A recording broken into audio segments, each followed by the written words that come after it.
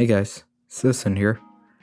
With 2024 coming to an end and Christmas coming just around the corner, what better time to talk about what happened in the car community and what happened mainly in the car industry, because 2024 I would say is a really weird year for cars. I wouldn't say it's a positive year or a negative year because there's been a lot of ups that have happened. We've gotten a lot of cool cars, but we've also gotten a lot of vehicles that have gotten discontinued, a lot of sad cars that we're unfortunately having to see go away. But yeah, without further ado, you know the drill. Like, subscribe, comment if you like the video, and feel free to say how I could improve these videos, because I really like any kind of feedback and I want to hear from you guys. So yeah. So why don't we first start off by talking about all the positives, or good cars that we've come up. So one that I'd honestly say first is the new Ford Mustang S650. The styling, while originally I thought it looked like a Camaro, and I was not really a big fan of the styling, I think it's grown on me. I said that about the S550 when the S197 was going away, and I was like, this is a weird style, even during the mid refresh. But it, like always, it's kind of grown on me, and I'm very much looking forward to the new GTD Fate, or the new track edition, because I think that looks really cool, with all the body kit and stuff. But I'd also include both the Lamborghini twins, so the update to the Aventador, the Revolution, and the Temerario, which is the Huracan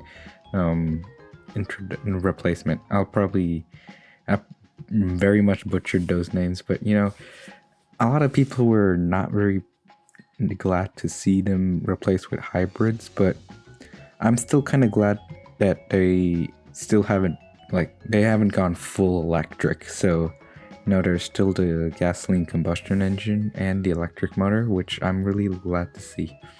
Another one which will be very shocking will be the new Land Cruiser, or at least in America it's called the Land Cruiser. I think overseas it's like the Land Cruiser Pedaro, but I really like the look of it. I know it's not really a sports car and it doesn't really fit in, but I really like it.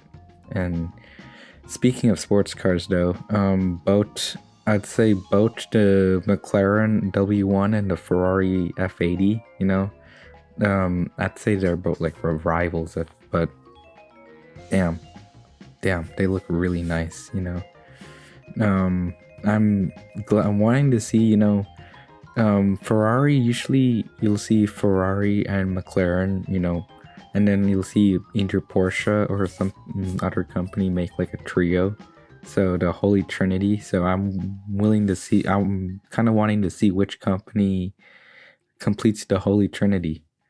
And I'd say also one more, another American brand I'd say is the Chevy Corvette, the new Z06, the E-Ray, and the upcoming ZR1.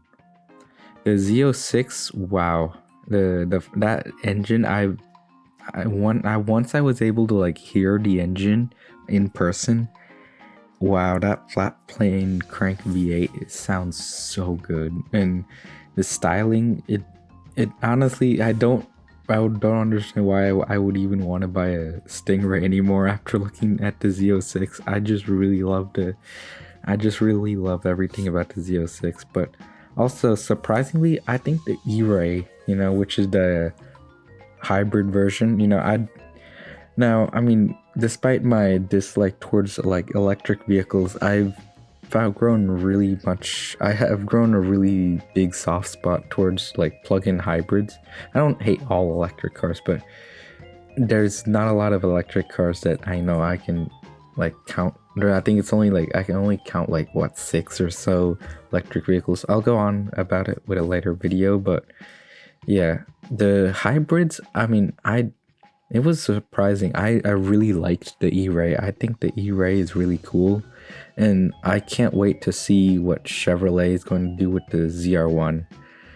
But unfortunately, I can't let Chevrolet off the hook. I'll go into that detail later when I talk about the bad that's happened. But yeah, and I'd say finally, I guess the Prelude. I mean, I don't know much about it. It's not a fully electric car yet. It's still a plug-in hybrid, but you know, I'm looking forward. I really like how it looks. I really, really do. It looks really nice, but I'm hoping to.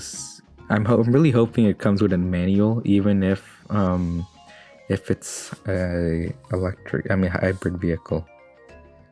Transitioning to the not so good, I guess, is the discontinuation of the Nissan GTR. I mean, it's sad, but I mean, the GTR, the R35 generation, it has been on for a long time.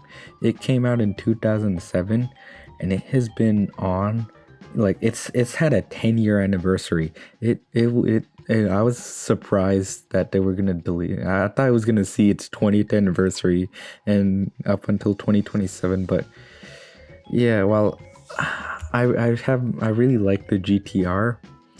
It's kind of sad to see that it's getting discontinued, but I'm not really surprised. The GTR we really needed another generation of the GTR. It stayed on for a bit too long, in my opinion. I'd also say the new Panamera, while I really love how the new Panamera looks and I love all the features, it's been really sad to see, you know, the station wagon of the Panamera, the Sport Turismo, getting chopped.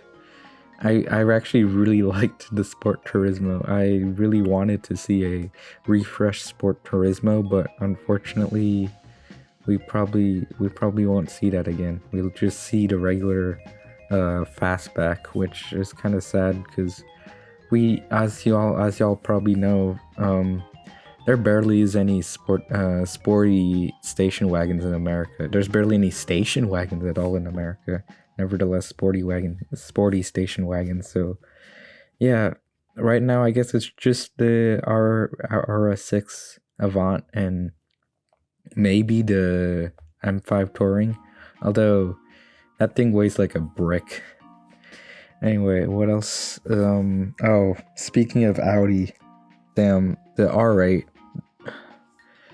It was a good run for the R8, I guess. It's really sad to see Audi's flagship car go, like their flagship supercar, the one that Tony Stark always drove in every Iron Man movie. You know, there's no successor to it. I think at least that would be like gas powered. I think if they are gonna do a successor, unfortunately it's gonna be all electric, which again, I don't have a problem with all electric supercars.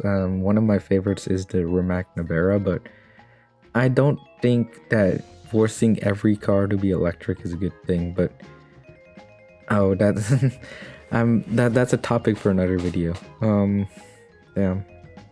But let's talk about the main, like, big elephant in the video. I made a short about this, and apparently nobody watched it, but the whole Jaguar rebrand, yeah, it's complicated. I don't know what Jaguar is thinking. I don't know what they were doing with their whole rebrand. I mean, this is after they released the first car, which it was the whole the whole point of the rebrand was to be different and not be like copying anything, but it looks like a Rolls Royce to me. It looks like a really bad rendition of a Rolls Royce. It's kind of sad to see Jaguar fall in love like this, especially when they used to make really mean sounding, really nice looking sports cars and sedans. But yeah, this is a real low for Jaguar. both the perfume ass looking brand, the perfume ass looking cut. Yeah, I don't know. Is it? I wouldn't even say it's a trailer. I wouldn't say it's a. It was just a video, like a minute long video that just really convoluted the brand, and that along with the whole unveiling of the new Jaguar concept car, which please Jaguar just make a please just make a good car, you know. Y'all they actually had like, I mean, I wouldn't say it was doing good because Jaguar at before they had this refresh was doing pretty bad, but yeah, I don't think this is the way to go. You're alienating the existing Jaguar customer base, and it doesn't seem to bring in, but we'll see. I could be eating my own words with this, and Jaguar could do really, really well, but from my thinks of it, it looks like the internet did not really take it well. But last, this is a real sad one, but about the Dodge Charger, Challenger, and the Camaro.